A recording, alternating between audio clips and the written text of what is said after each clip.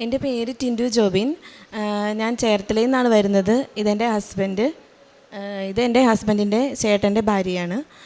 ഞാനിവിടെ നവംബർ 5/12/23 വന്ന് ഉടമ്പടി എടുക്കുകയുണ്ടായി. ഞങ്ങൾക്ക് എൻ്റെ കല്യാണം കഴിഞ്ഞിട്ട് 3 വർഷമായിട്ടുണ്ടായിരുന്നു. 2021 എൻ്റെ വിവാഹം. അത് കഴിഞ്ഞിട്ട് ഞാൻ ഒരു പ്രാവശ്യം പ്രഗ്നൻ്റ് ആയി. പക്ഷെ അത് കുഞ്ഞില്ലാണ്ട് സാക്ക് മാത്രമായിട്ട് ഉണ്ടായതായിരുന്നു. അപ്പോൾ ഡോക്ടർ പറഞ്ഞു അത് എടുത്തു കളയാൻ പറഞ്ഞു. അതിനുശേഷം ഞങ്ങൾക്ക് ഭയങ്കര തടസ്സങ്ങളായിരുന്നു. കുഞ്ഞുങ്ങൾ എത്ര നോക്കിയിട്ടും ഓരോരോ തടസ്സങ്ങൾ, രോഗങ്ങൾ. എനിക്ക് അതിനിടയ്ക്ക് PCOD ഉണ്ടായി. പിന്നെ ഹസ്ബൻഡിനാണെങ്കിൽ ചെക്ക് ചെയ്തപ്പോൾ കൗണ്ടിൻ്റെ പ്രശ്നങ്ങൾ, അങ്ങനെ ഓരോരോ പ്രശ്നങ്ങളുണ്ടായി. ഞാൻ ഇവിടെ നവംബറിൽ വന്ന് ഉടമ്പടി എടുത്തു.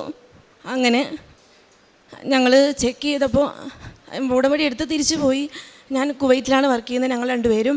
അപ്പോൾ അത് കഴിഞ്ഞ് ഞങ്ങൾ ചെന്ന് 3 മാസം കഴിഞ്ഞപ്പോൾ എൻ്റെ പീരീഡ്സ് മിസ്സായി. അപ്പോൾ ഒരു ചെറിയ പേടിയും ഉണ്ടായിരുന്നു, ടെൻഷൻ, സന്തോഷം ഉണ്ടായിരുന്നു. എന്നാലും നമുക്കൊന്നും ഉറപ്പിച്ച് പറയാൻ പറ്റില്ല. അങ്ങനെ ഞാൻ ബ്ലഡ് ടെസ്റ്റ് പോയി ചെയ്തു. ഞാനത് തുറന്നു പോലും നോക്കിയില്ല. മാതാവിൻ്റെ അടുത്ത് വന്ന് നേരെ പ്രാർത്ഥിച്ചു. എന്നിട്ട് ഞാൻ തുറന്ന് നോക്കിയപ്പോൾ പോസിറ്റീവാണ് കാണിച്ചത്. പക്ഷെ സന്തോഷിക്കണോ കരയണോ എന്താണെന്നറിയാൻ മേലാത്തൊരവസ്ഥയായിരുന്നു. അങ്ങനെ ഡോക്ടറിനെ ചെന്ന് പിറ്റേ ദിവസം കണ്ടു. അങ്ങനെ പിറ്റേ ദിവസം ചെന്ന് കണ്ടപ്പോൾ ഡോക്ടർ പറഞ്ഞു ഒരാഴ്ച കഴിഞ്ഞ് ഒന്നും കൂടെ ടെസ്റ്റ് ചെയ്യും. അപ്പോൾ ബ്ലഡ് ടെസ്റ്റിൽ ലെവൽ കൂടുതൽ കാണിക്കുവാണെങ്കിൽ നമുക്കത് ഓക്കെയാണ്, മുന്നോട്ട് കൊണ്ടുപോകാമെന്ന് പറഞ്ഞു. അപ്പോൾ ഓൾറെഡി ഇങ്ങനൊരു അനുഭവം ഉള്ളത് കൊണ്ട് നമുക്ക് വലിയ സന്തോഷമായിട്ടങ്ങും കാര്യങ്ങളൊന്നും ഇല്ലായിരുന്നു. അങ്ങനെ ഒരാഴ്ച കഴിഞ്ഞ് ചെക്ക് ചെയ്തു. അപ്പോൾ നമുക്ക് ലെവൽ കൂടുതൽ തന്നെ കാണിച്ചു. അങ്ങനെ പ്രഗ്നൻസി മുന്നോട്ട് പോയി. ഫസ്റ്റ് സ്കാനിങ്ങിന് ഡേറ്റ് തന്നു.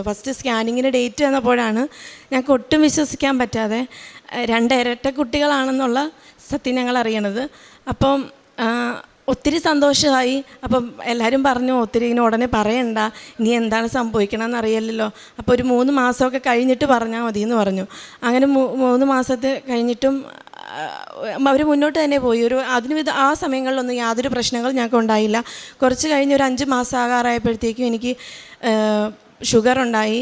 അപ്പോഴും ഡോക്ടർ പറഞ്ഞു ഇൻസുലിൻ എടുക്കണം. അങ്ങനെയുള്ള കുറച്ച് പ്രശ്നങ്ങൾ അതിനിടയ്ക്ക് ഉണ്ടായി. അത് കഴിഞ്ഞ് ഡേറ്റ് എനിക്ക് ഡിസംബർ 21 തന്നു, ഡ്യൂ ഡേറ്റ് തന്നു. ഇവർ തല തിരിഞ്ഞാണ് കിടന്നേച്ചത്. അതുകൊണ്ട് ഡോക്ടർ പറഞ്ഞു എന്തായാലും ഓപ്പറേഷൻ തന്നെ വേണം. അതുകൊണ്ട് ഡിസംബർ 21 വരെയും പോകുമെന്ന് നമുക്ക് തോന്നുന്നില്ല, അതിന് മുന്നേ തന്നെ ഓപ്പറേഷൻ ചെയ്തെടുക്കേണ്ടി വരുമെന്ന് പറഞ്ഞു. അങ്ങനെ നവംബർ ലാസ്റ്റാണ് എനിക്ക് ഡേറ്റ് പറഞ്ഞത്. അപ്പം ഞാനൊരു ദിവസം ചൊവ്വാഴ്ചകളിലെ ഉടമ്പടി ഞാൻ ലൈവ് കാണുമായിരുന്നു. ആ ലൈവിൽ ഒരു ദിവസം ഒരു ചേച്ചി സാക്ഷ്യം പറയുന്നത് ഞാൻ കേട്ടു. ആ ചേച്ചി പ്രാർത്ഥിച്ചപ്പോൾ ആ ചേച്ചിക്ക് ഡിസംബർ ഒരു ക്രിസ്മസ് ഗിഫ്റ്റായിട്ടൊരു കുഞ്ഞിനെ നൽകിയിരുന്നു. ഞാനും അന്ന് തൊട്ട് ആ ഉടമ്പടി കണ്ടപ്പോൾ ഞാനും അങ്ങനെ പ്രാർത്ഥിച്ചായിരുന്നു. അപ്പോൾ ഡിസംബറിൽ ഡേറ്റ് കിട്ടിയപ്പോൾ എനിക്ക് ഭയങ്കര സന്തോഷമായി. പക്ഷേ ഉടനെ കുറച്ച് കഴിഞ്ഞപ്പോൾ ഈ ഡേറ്റ് മാറ്റി കിട്ടിയപ്പോൾ എനിക്ക് അതിലേറെ സങ്കടവും വന്നിട്ടുണ്ടായിരുന്നു. അങ്ങനെ ഞാൻ മാതാവിനോട് തന്നെ പിന്നെയും പ്രാർത്ഥിച്ചു. എല്ലാ ദിവസവും ഉടമ്പടി തൈലം വയറിൽ പുരട്ടി പ്രാർത്ഥിക്കുമായിരുന്നു. മാതാവേ എനിക്ക് ഡിസംബറിലോട്ട് തന്നെ ആക്കി കിട്ടണേ, എൻ്റെ കുഞ്ഞുങ്ങളെ NICയിലൊന്നും കിടത്താനുള്ള അവസ്ഥ ഉണ്ടാക്കരുത്. കാരണം ഞങ്ങൾ 2 പേരേ ഉള്ളൂ. 2 കുഞ്ഞുങ്ങളെയും ഞങ്ങളെയും എങ്ങനെ മാനേജ് ചെയ്യാനായിട്ട് നമുക്ക് ഒത്തിരി ബുദ്ധിമുട്ടായിരുന്നു. അപ്പം ഞാൻ ഒത്തിരി പ്രാർത്ഥിച്ചായിരുന്നു. അപ്പം ഈ ഓപ്പറേഷൻ ചെയ്യുന്ന ഡോക്ടറിനെ ചെന്ന് കാണാനായിട്ട് ഞാൻ കണ്ടുകൊണ്ടിരുന്ന ഡോക്ടറിനോട് പറഞ്ഞു. അങ്ങനെ ചെന്ന് ഡോക്ടറിനെ കണ്ടപ്പോൾ ഡോക്ടർ ഞങ്ങളോട് പറഞ്ഞു, ആ ഡോക്ടറിനാണെങ്കിൽ നമ്മളൊന്നും അറിയില്ല, ആൾ അറബിയാണ്, നമ്മുടെ കൃപാസനത്തെ പറ്റിയോ അങ്ങനത്തെ ഒരു കാര്യങ്ങളും പുള്ളിക്കാരൻ അറിയത്തില്ല. അപ്പോൾ ഡോക്ടർ എന്നോട് പറഞ്ഞു ഒരു ഡിസംബർ ഫസ്റ്റ് വീക്ക് അതിലേതെങ്കിലും ഒരു ഡേറ്റ് ഞങ്ങളോട് എടുത്തോളാൻ പറഞ്ഞു. അപ്പോൾ ഞങ്ങൾ പറഞ്ഞു വേണ്ട, ഡോക്ടർ തന്നെ ഏതെങ്കിലും ഒരു ഡേറ്റ് സെലക്ട് ചെയ്ത് തന്നാൽ മതി, ഡോക്ടറിൻ്റെ സൗകര്യത്തിനനുസരിച്ച് മതി എന്ന് പറഞ്ഞു. അങ്ങനെ ഡോക്ടർ ഞങ്ങൾക്ക് സെലക്ട് ചെയ്ത് തന്ന ഡേറ്റ് ഡിസംബർ 7 അപ്പോൾ ഞങ്ങൾക്ക് ഭയങ്കര സന്തോഷമായി. അപ്പോൾ അന്ന് അതും തന്നെ മതി, മാതാവിൻ്റെ പ്രത്യക്ഷീകരണ ദിവസമല്ലേ, അത് തന്നെ മതി എന്ന് പറഞ്ഞോളൂ. കാരണം മാതാവിനോട് പ്രാർത്ഥിച്ചുണ്ടായ കുഞ്ഞുങ്ങളായതുകൊണ്ട്. അപ്പം ഞങ്ങൾക്ക് അന്ന് ഹോസ്പിറ്റലിൽ നിന്ന് വിളിച്ചിട്ട് പറഞ്ഞു നിങ്ങൾ നേരത്തെ വന്ന് അഡ്മിറ്റ് ആകണം, ഈ ഡിസംബർ 7 രാവിലെ തന്നെ വന്ന് അഡ്മിറ്റ് ആയിക്കോളാൻ പറഞ്ഞു. ഡോക്ടറിന് വേറെ ഓപ്പറേഷൻ ഉണ്ടെന്ന് പറഞ്ഞു. അങ്ങനെ ഞങ്ങൾ നേരത്തെ ഒന്ന് അഡ്മിറ്റായി. നമ്മുടെ ഇവിടുത്തെ ഇന്ത്യൻ സമയം മാതാവ് പ്രത്യക്ഷപ്പെട്ട സമയം 2:30 ആദ്യത്തെ കുഞ്ഞ് 2:31, രണ്ടാമത്തെ കുഞ്ഞ് 2:33. അങ്ങനെ ഇവരുടെ ഡേറ്റ് ഓഫ് ബർത്ത് ഡിസംബർ 7 മാതാവ് പ്രത്യക്ഷപ്പെട്ട ദിവസം. അതേ സമയം തന്നെ ഞങ്ങൾക്ക് ലഭിച്ചതിന് വളരെയധികം സന്തോഷമുണ്ട്. മാതാവിന് 1000 നന്ദി, മാതാവിന് തിരുക്കുമാരനും. അതോടൊപ്പം തന്നെ ഈ ഡേറ്റ് എനിക്ക് വന്ന് എടുക്കുന്നതിന് മുന്നേ തന്നെ എൻ്റെ ഹസ്ബൻഡിൻ്റെ ചേട്ടൻ്റെ ഭാര്യയാണിത്. അപ്പോൾ ഹസ്ബൻഡിൻ്റെ ചേട്ടന് കല്യാണം ആലോചിക്കുന്നുണ്ടായിരുന്നു. 29 വയസ്സ് തൊട്ട് ഞങ്ങൾ കല്യാണം ആലോചിക്കുന്നതാണ്. അപ്പോൾ ആൾക്ക് ജോലിയുണ്ട്. പക്ഷേ എന്ത് ചെയ്തിട്ടും ഒരു കല്യാണത്തിലോട്ട് എത്തുന്നില്ലായിരുന്നു. നമുക്ക് കുറേ തടസ്സങ്ങളായിരുന്നു. അതെന്താണ് കാരണമെന്നൊന്നും നമുക്കറിയില്ലായിരുന്നു. അപ്പോൾ ഞാൻ എൻ്റെ ഉടമ്പടിയിൽ ഞാനതൊരു നിയോഗമായിട്ട് വെച്ചിട്ടുണ്ടായിരുന്നു. അങ്ങനെ ആളും പ്രാർത്ഥനയിലൊക്കെ പ്രാർത്ഥന എല്ലാ ദിവസവും പ്രാർത്ഥനയൊക്കെ ചൊല്ലുന്ന ഒരാളാണ്. അങ്ങനെ ഞാൻ പറഞ്ഞു ചേട്ടായിട്ട് പ്രാർത്ഥിക്കാനൊക്കെ പറഞ്ഞു, എല്ലാം ശരിയാവുമെന്ന് പറഞ്ഞു. അങ്ങനെ എനിക്ക് തന്നെ ഒരാളെ കണ്ടുപിടിച്ച് കൊടുക്കാനായിട്ട് സാധിച്ചു. ഈ കല്യാണം കൂടാൻ ഞങ്ങൾക്ക് സാധിക്കുമോ ഇല്ലെന്ന് അറിയില്ലായിരുന്നു. കാരണം ഞാൻ ഓൾറെഡി പ്രഗ്നൻ്റ് ആയിട്ടിരുന്നതുകൊണ്ട് ഇവിടെ വരാനായിട്ട് കല്യാണത്തിൻ്റെ സമയത്ത് സാധിക്കുമെന്ന് അറിയില്ലായിരുന്നു. അങ്ങനെ പക്ഷേ മാതാവിൻ്റെ എല്ലാ അനുഗ്രഹത്താലും ഞങ്ങൾക്ക് എൻ്റെ ഡെലിവറിയുടെ ഡേറ്റിന് ലീവ് കിട്ടി. ആ ലീവിന് തന്നെ ചേട്ടായുടെ കല്യാണം നടക്കുകയുണ്ടായി. അപ്പം എല്ലാം കൊണ്ടും ഞങ്ങൾക്ക് വളരെയധികം സന്തോഷമുണ്ട്. അമ്മയ്ക്കും തിരുക്കുമാരനും 1000 നന്ദി പറയുന്നു.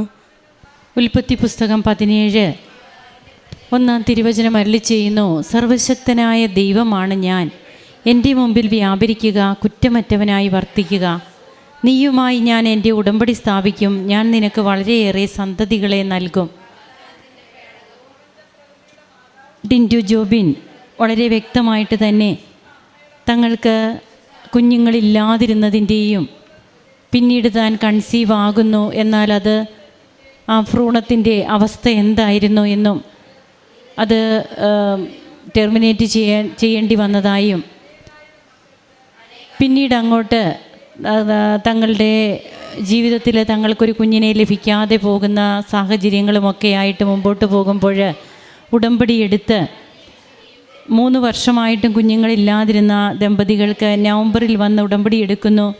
3 മാസമായപ്പോൾ തന്നെ 1 പകരം ഇരട്ടി മധുരം നൽകി പരിശുദ്ധ അമ്മ കൃപ ചൊരിയുന്ന ഈശോയുടെ അടുത്ത് നിന്ന് അമ്മ കൃപയായിട്ട് ഈ മക്കളുടെ ജീവിതത്തിലേക്ക് വന്നിറങ്ങുന്ന അനുഭവം അവർക്കുണ്ടാകുന്നതാണ് നാം കേട്ടത്. അങ്ങനെ കുട്ടികൾക്ക് യാതൊരുവിധ കോംപ്ലിക്കേഷൻസും ഒന്നുമില്ലാതെ തന്നെ കുഞ്ഞുങ്ങളെ ലഭിക്കുന്നു. നേർച്ച വസ്തുക്കളൊക്കെ ഉപയോഗിച്ചു. തൻ്റെ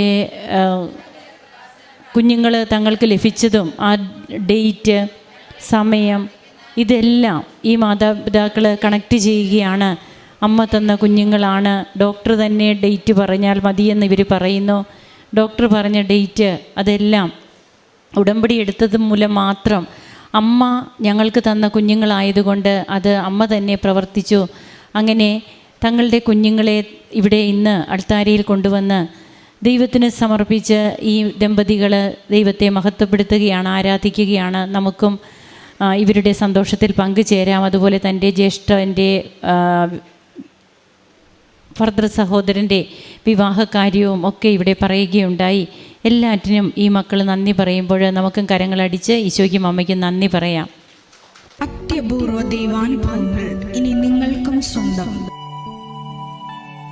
ഈ യൂട്യൂബ് ചാനൽ ഇതുവരെ സബ്സ്ക്രൈബ് ചെയ്തിട്ടില്ലെങ്കിൽ ഇപ്പോൾ തന്നെ സബ്സ്ക്രൈബ് ചെയ്യുക.